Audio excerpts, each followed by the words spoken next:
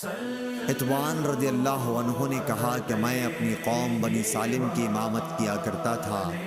میں حضرت صلی اللہ علیہ وسلم کی خدمت میں حاضر ہوا اور عرض کی کہ میری آنکھ خراب ہو گئی ہے اور برسات میں پانی سے بھرے ہوئے نالے میرے اور میری قوم کی مسجد کے بیچ میں رکاوٹ بن جاتے ہیں۔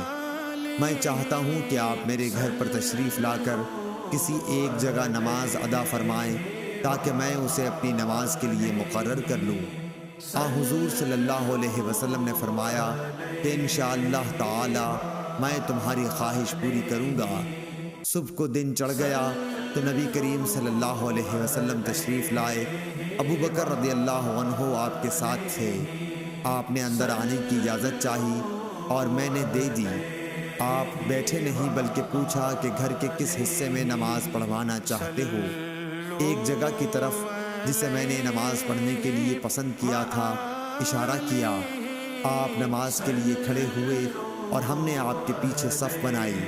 پھر آپ نے سلام پھیرا اور جب آپ نے سلام پھیرا تو ہم نے بھی پھیرا۔ صحیح بخاری حدیث نمبر 840۔